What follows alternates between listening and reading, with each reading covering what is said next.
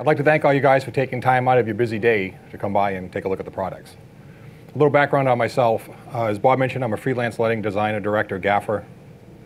I've been with Xylight since the inception. I happen to know one of the founders, and he and his brother, who's still the engineer, lead engineer, came up with some contraption and went to their kitchen, and it was like, I don't know, Back to the Future craziness. And the company was launched. They've come a long way in the last 10 years. They have quite a variety now of fixtures. Some they make themselves, and again, some they distribute. I myself have used all of these fixtures, except maybe with the exception of this one. I haven't used this one yet, but very important fixture. I have some of these very same fixtures in studios. So they're not just E&G, they also can be used in studios. At some point in the presentation, here's one picture, there's some different uses of the Aladdin products themselves. That's what we're specifically concentrating on today.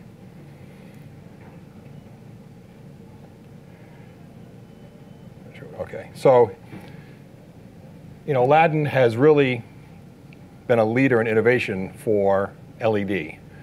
They're a fairly new company, but yet they've taken the lessons from the past. Video changed and TV changed years ago when arc lights went out and HMI's tungsten came in. Before that, it was black and white film, black and white television. This stuff didn't really apply. So much like the talkies when they came in and everybody heard people's voices, when they started turning on color and people saw, mostly the engineers and technicians saw all this color that they didn't know what to do with and how to control it. We're going through a similar thing now. But they are leading the way with their LED technology. As you can see here, they're just showing you in pictures that they're waterproof and they've got it buried in the snow. So unlike a lot of fixtures that come with heat sinks, they've developed a method of keeping it air-cooled directly without all that other added steel and metal to weigh it down. So it's very lightweight, very flexible, and very easy to use, really. So one of the biggest challenges of artificial light, it's not full spectrum. So that caused a lot of issues in the beginning of LED introduction. But since then, the cameras have really changed a lot. And now the way the cameras are built, they prefer artificial light.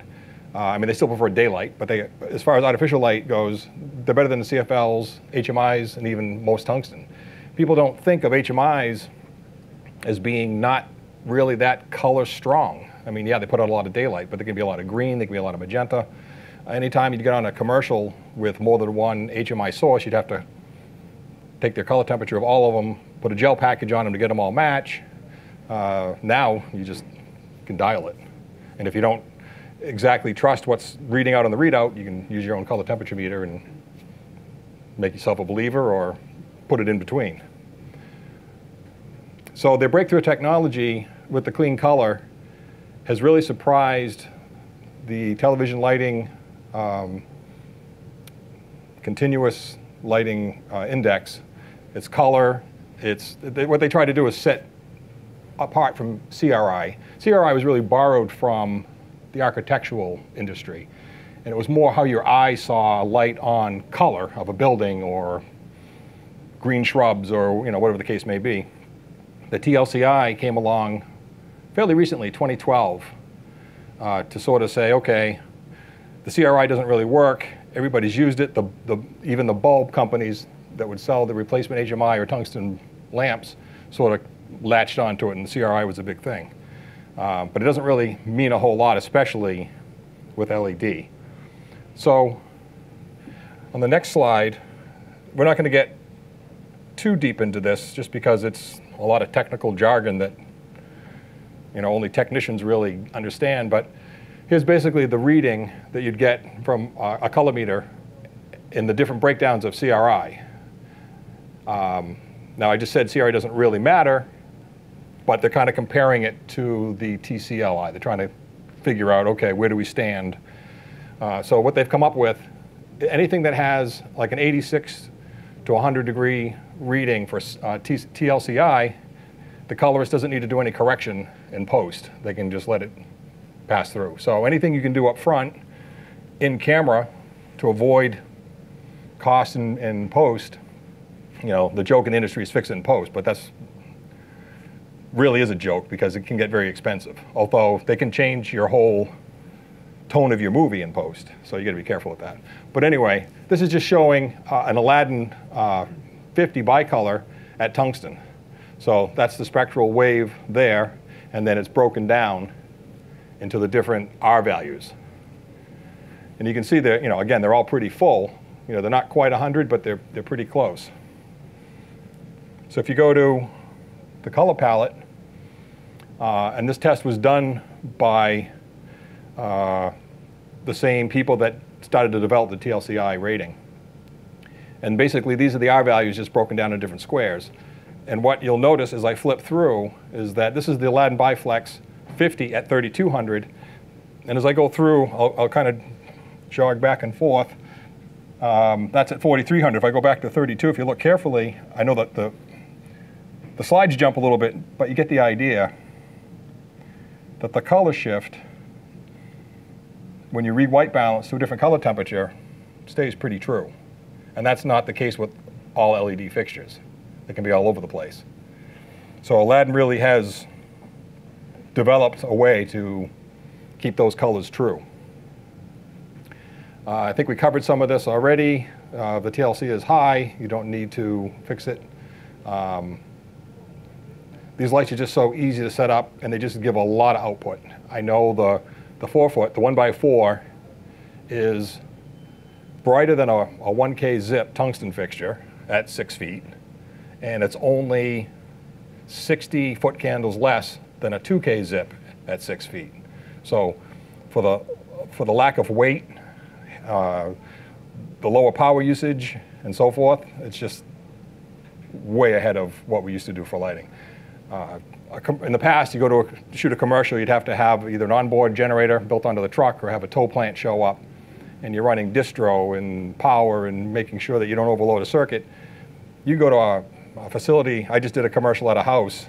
I used a couple of other fixtures along with the Aladdins, the 1x4. We just plug everything into the 20 amp circuit. I mean, that's something that has never happened. You know, again, that shift happened when they went from the arc light and had to use all that big power to HMIs and tungsten. The crews got smaller, the cables got smaller, so on and so forth. And then this is the next shift in where you just plug it into the wall. You don't have to worry about tripping any breakers.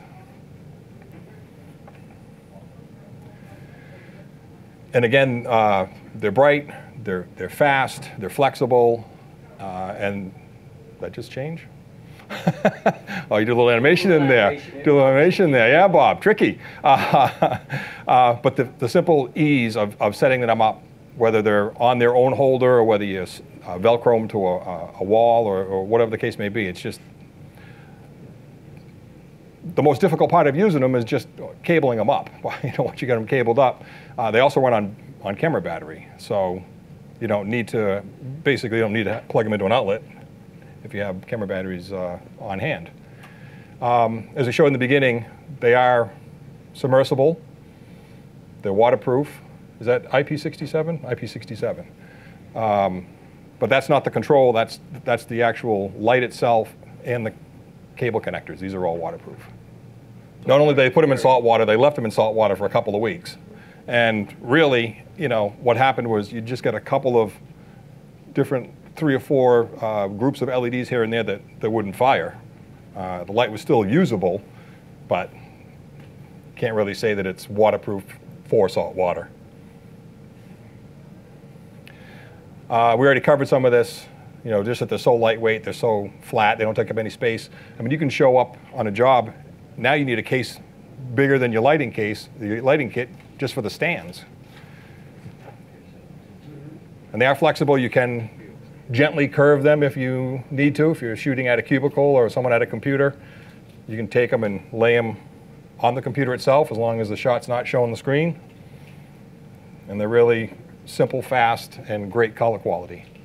So the lineup is effectively 3 models, 1x1, 1x2, and 1x4. And you can see there's a lot of common features. The 50 watts power is the 1x1, 100 watt power, 200 watt power. for the bigger fixture. And you can see the high CRI. Again, CRI is still what everybody has been referring to, color rendering index. So we still talk about, still always going to use CRI, but TLCI is the new standard. But you can see there, 100 is the best. So just so you know, 100 is the highest score you can get. Now the small biflex, the biflex 1, is 12 to 15 volts. So that's different. The bigger fixtures are 12 to 30 volts. So this guy here, I don't want to blind everybody. That's right. We'll turn them on brighter.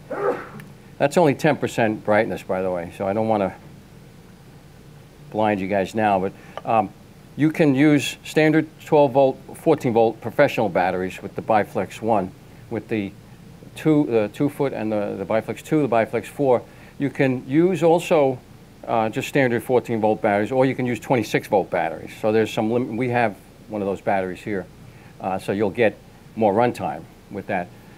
Dimming, again, is almost to zero, because it cuts off at about 5%, so it comes very close to dimming down to zero. Flicker free, again, to emphasize that, that's the important thing. This is flicker free, perfect for video, obviously necessary for video, and perfect for still. So this is ambient light that is going to be, you can shoot at any shutter speed. You're not going to get that effect you get with flashes or strobes, where your exposure, half the frame might be black. So you can use these perfectly for still and video. And you can use it with a strobe. So you can use these and have strobes going off, and but this becomes basically ambient light. And that gives you the ability to control the ambient light, which is nice. But flicker-free is really critical to emphasize why it's a universal light source, continuous lighting. Flexible, lightweight, it's pretty obvious. The battery options, the difference between, at this point, the battery is an option. So the dimmer here, that's the standard dimmer, and the battery plate could be mounted on the back as an option.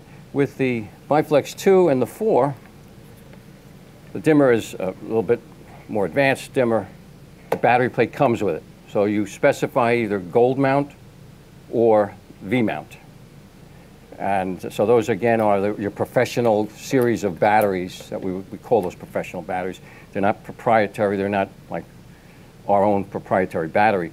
So things like, Anton Bauer, PAG, Swit, Switronic, all the known brands that are that you guys have probably been using or are familiar with. So the 2 foot and the 4 foot have that bigger dimmer that's got the battery plate integrated and DMX as well. So that's something that we can talk about if you want to put it into a grid and control it through a dimming board. And again, they're IP67, all of them are IP67 rated for the waterproof feature. So basic breakdown, biflex 1, we sell primarily kits, but there's the components. So that's the component breakdown of a biflex 1 kit. You got the panel, you have that X frame, that's a bracket on the back, and then you have the diffuser, a power supply, dimmer, and a ball adapter. Ball stand mount adapter. And that would be this guy here. So you can see what it looks like. So this all comes apart, which we'll do later. We'll take it apart. But in this configuration, it's like a traditional light. And this now goes on a stand, or anything that's got a 5/8 spigot or a 5/8 mount, typical stand mount. Again, I'll turn it off. I don't want to blind you guys. And then the biflex 1 also comes in a 3 light kit. So 3 of the 1x1s, 3 stands. Stands would be included. And 3 dimmers, 3 power supplies. I think it's 1 softbox and 1 grid. But it comes in a nice case. So that's called a 3 light kit. That's again the battery plate, which I just sort of explained. Again, you can have the plate on again, this is biflex 1 now. The plate could either be separate, so you could actually wear it, have the plate with a belt clip on one side, the battery plate, and the dimmer with a belt clip on the other side. Then you connect it with a cable, and you could be running around or you could put the belt, the dimmer on the back of the battery plate together and hang it on a stand or figure a way to wear it. Maybe have a pouch where you can drop it into a sling, and then you're unencumbered. You have no cables. So that's, again, the option for Biflex. Now, some of the modifiers. So the fixture comes, every one of these comes with a basic diffuser. We're just showing it here. I wanted you all to see the basic fixture, the bare panels, so you can see the design. But they come with a diffusion. So every one of these, and we'll put these on. So this would come with a diffusion. Something like this.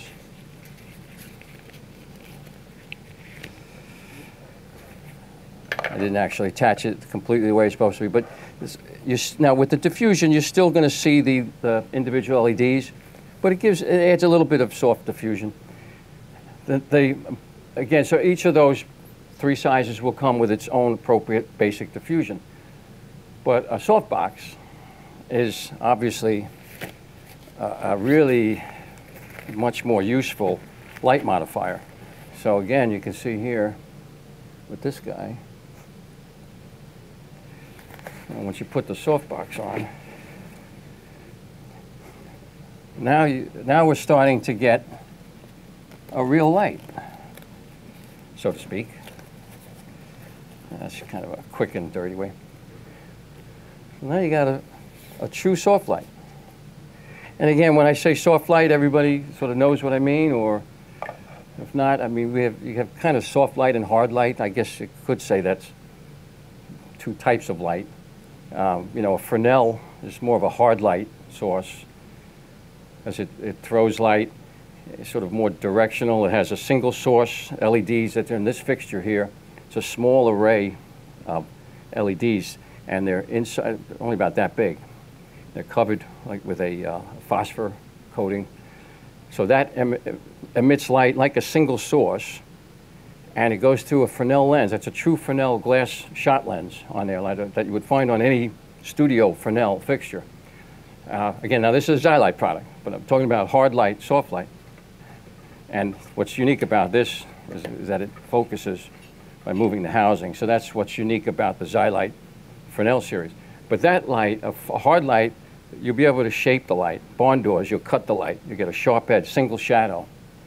Soft light, more or less, is, correct me if I'm wrong, Jeff, but it has to do a lot with the size of the light. So the relative size of the light source, if it's big and relative to the subject, it's more of a soft light because the light wraps around. So it's kind of a really beautiful, nice light that can just fill in. Contrasty, Fresnel gives you that, can give more of a contrast. So perfect sense to use together, you know, Fresnels and soft lights. I mean, you can, you know, they work together very nicely. So a softbox, as you see here, so softbox available for both the 1 and the 2. And we're coming out with a softbox for the big guy there. I'm going to crank it up a little.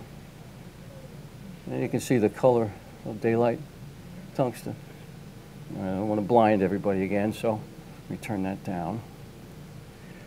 So the grid goes over the softbox, and whatever we did with the grid, I'll find the grid in a second. The grid, as you see, goes over, and that is another way to channel the light, more directional. We have barn doors, actually, for the big 4-foot one, but a barn door on a panel like this, it's not going to do much. It's not going to allow you to shape the light, where you want to cut the light, move the barn doors, and have the light, like you see things with a shadow, you would see a sharp edge. That won't work. It will just maybe keep the light from spilling over into an area. It's more effective to use a grid, and that fits right over the front of the softbox there. So those are very popular light modifiers, we'll call them. And then the ball. This is now very clever. Yeah, it's here somewhere. There you go. All right. This is called the ball. Very straightforward, right? Although it's really more of a half ball, I guess, right? Not the kind of ball I remember. That's called the Aladdin ball. It's like a China lantern, would be the proper term. So this gives a nice diffuse light that throws light all around. And what we have is pretty robust design here. It starts out looking like this. Of course, I knew that would happen. This collapses into some shape like that. So it transports like this, comes in a nice little pouch. And the idea is you do this, you lock it. Inside here is the frame onto which the panel would attach. Where is that other panel we were passing around? So that would go in like this. You just attach the 4 corners here. And so now you got your light inside there. And get this guy to and this goes inside here. Now you have your China lantern, aka Aladdin ball. Zip this guy up.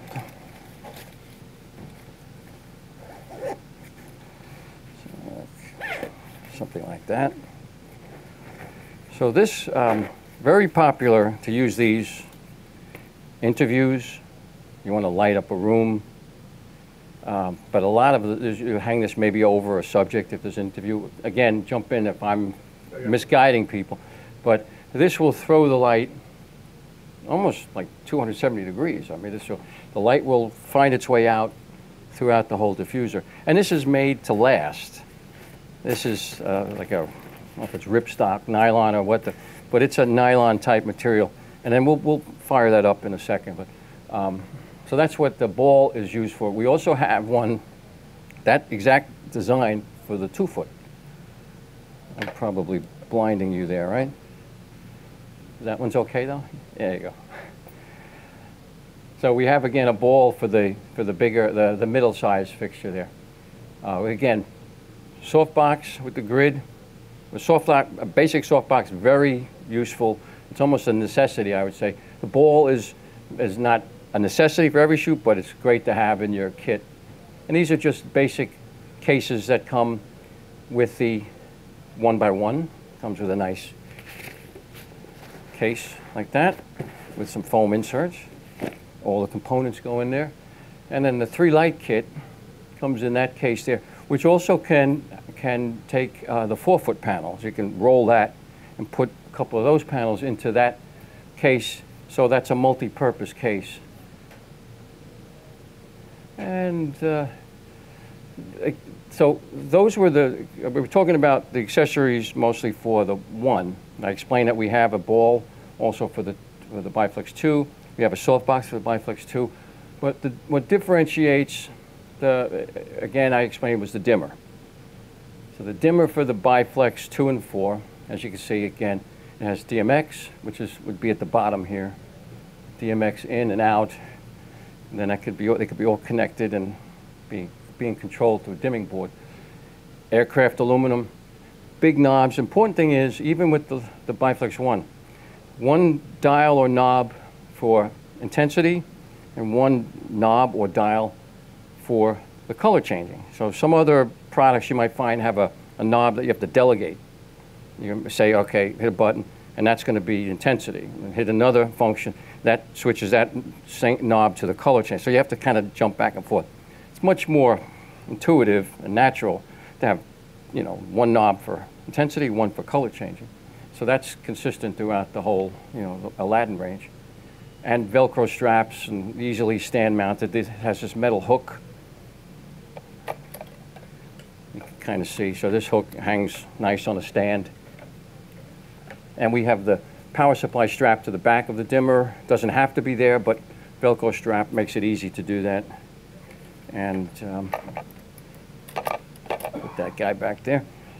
So Did we skip over the I light and A light? I think it's coming up. I think we'll jump back to that because it's a Biflex 2 kit. The 2-foot panel, the bigger dimmer, the same frame you see, the stand mount, the diffuser, power supply. Basic same configuration, and that comes in, the bag is somewhere over there, twice as big as that, same style. And Biflex 4. Biflex 4, the frame is, it doesn't use that bracket frame, that X-bend we call. It's got a more rigid frame, you can see. So when we take this off, when you all come up a little bit later, you'll see this is on more of a rigid frame. And we can peel this off, you know, take the panel off, comes off, and then we could shape that, and that's what we'll do in a little bit. You know, we can just find different ways of lighting this, taking it off the frame or leave it on the frame. That's the beauty of it. So again, the dimmer is what separates that, and the size. The lumens, the output, brighter, bigger. It's even a bigger light. So now, this is great for almost a full body. When this is on, well, I don't think we really turned that one on yet, did we? So close your eyes, don't look too much. And anyway, let's turn it over here so it's not directly. It's pretty bright. That's an understatement, right? So that will throw a lot of light. Now we have them positioned vertically. Of course, you turn that horizontally, and it could light up the whole width of this room. If you had a whole bunch of people and you want to use one light, it really spreads. Flip it vertically, and it'll throw light more, obviously in the vertical. These are fairly wide beam angle LEDs. I think they're 140 degree. So this is throwing a really wide light pattern out. Small light aircraft aluminum housing, so it's small, portable, it's well made. 2 dedicated dimmers, as you can see, for intensity and color changing. Charges with a USB, built-in lithium battery, so you charge it to a USB connection. You can use any standard charger, any cell phone charger, I use my iPad, charger, iPhone. You can power it also by these external DC. I just picked one of these up downstairs a few weeks back. And this can be used, because these all have USB out. So if that battery, since it's built-in lithium, you have to charge it, and the charge runs for about 2 hours on a full charge. But if you have something like this, a couple of these, if you're going to shoot all day, and you want it to be using that all day, this can be a backup source. And this can charge that, or this can just power that. You can power that from a PC, plug it into the USB. So that's a great little light, high quality. It's the same high quality LEDs that are in these fixtures in the panels. And it has built-in standard quarter 20 thread on the bottom. So you can mount that, and I'll show you we have some accessories that are very useful. The A light is the big brother or the big sister. I don't want to be sexist. So there's your bicolor called the A light. You have an on-off switch, and you have a dimmer intensity and a color changing. So I'll let you just handle that. So the diffuser comes with it. As you see, it can be removed, but it comes with the diffuser that spreads the light out a little bit and just softens the light. And again, built-in lithium battery, USB charging, extremely high color accuracy. Again, these both are flicker-free. So stick these on top of a DSLR if you're shooting still photography. Beautiful little light to put on top of a still camera. And again, dimming, no color shift. So that's when we say, we talk about dimming, the colors don't shift through the dimming range. Again, not all fixtures are created equal, but high quality fixtures will have a consistent color output with no shift. So these are sturdy, slim. You can see they're kind of unique. I don't know if you've seen many lights like this. It sort of looks unlike any other light that you've seen. So that's the I light and A light. And here's some of the accessories. So there's a shoe mount, standard quarter 20 shoe, which is this guy here. And that's a tilting holder there. So you can put, the third picture you see, we've got the the light in the tilting holder on the shoe mount. Now you've got a ability to tilt it. That's a magnet, so that's this guy here. We have a 1/4-20 thread, and it's a magnet, so this will stick to anything metal, whatever's metal around here. There you go. And we have a dual magnet. The dual magnet can actually support the 1x1. And then we have also a little phone clip, so you can clip it onto an iPhone. That's this guy here, in the lower left, or to a computer. And if you want to, like if you're blogging, or if you want to do selfies, or just walk around and shoot with the iPhone. And the ball mount and the clamp, ball mount on a clamp. The ball mount is what comes with the, also comes with the 1x1, the Biflex 1. So that's this guy here. So that also can be used because it's a 1/4-20 thread. That means you can take the A light and you can put it on a stand. Just make it a stand light if you want, or the eye light. So just some, and there's even other third-party solutions to these shoe mounts, but this happens to be the one that we sell. Pretty simple use, outdoor interview. I'm not sure at this point whether it was just a photo op, I wasn't on this one, or whether or not, not seeing the monitor, they're just using that for an edge and a fill. Again, outside, a little fill on somebody doing a stand-up. I think everybody pretty much recognizes this guy. So they did have him down at the Olympics. When Bob was talking about flexible, easy, they got him taped or Velcro to the back of a headrest here to do a driving shot. And here you see him on a rearview mirror. Again, just simply put up there with those rubber bungees. This one is the ball light on an end of a pole, which comes in handy when you're on location and or walking in a long hallway shot and you want to keep the ambient right on the person that's on camera, and you don't have to be in the way of the camera operator. You can just stay back, almost like you're booming a mic, and just follow them out. And by wearing the dimmer on your belt, once you get accustomed to it, as the lighting situation changes and you want to dim up or down, it becomes second nature. And here's a couple of the balls used just, again, as more ambient fill, with the bigger source behind the 4x4. In a cave. Again, in a vehicle. More caves, more caves. This is in a cooking hood, interviewing or doing a little bit of a cooking show or a cooking segment. So you can see them, how easy they are to mount up in there. A little bit of a product light. This is a cooking show that's being shot now at New England Studios in Massachusetts. And what we have, aside from the different Aladdins, so this one you can see doesn't have the egg crate, that one does, and those don't. But these are also, they're ETC Source 4 Lecos. So just by eye, you can see the color temperature matches pretty well.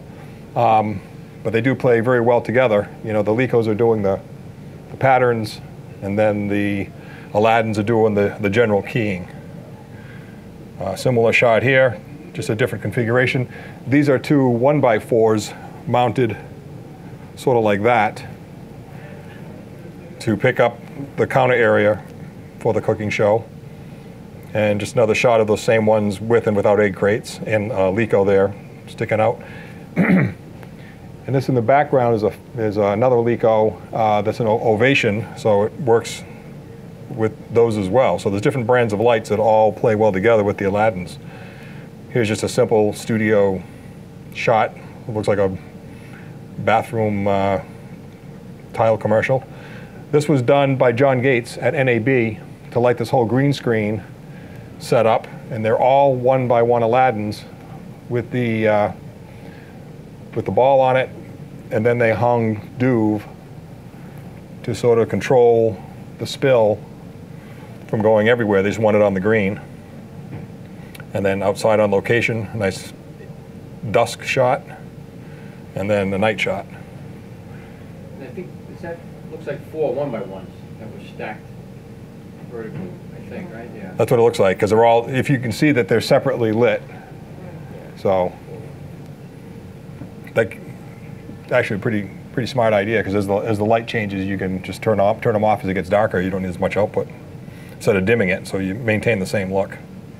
What was critical in this setup, it was green screen for doing weather, but they would also put a 3D model when you watch the screen of the weather happening right in front of the weatherman. So if there was any inconsistency in levels or color, it just wouldn't work. I would say, no, you're not going to get the power of a strobe per se, because strobes are putting out pretty intense, right? It's a different type of light, so you wouldn't really compare it to a strobe, because it's ambient light, it's constant, it's not going to freeze action like a strobe will do, but you play with this with a strobe, and the way you would normally adjust if you wanted to freeze the action and maybe make the whole scene just go dark behind and have the subject jump out. Well, this you can control. This is ambient light. It's like the sun is ambient light. This is like having the sun light that you control. So you can play around with that, check your shutter speed, and get some tremendous results with it. But you can't really compare it to a strobe. I wouldn't compare the output. At some point, if you go with real high shutter speed, even if you have the brightest light, you can make that light just go completely dark. The ambient will just go down. But that would be pretty high shutter speed. So they play nicely with strobes. There's no problem, since it's an ambient continuous light source.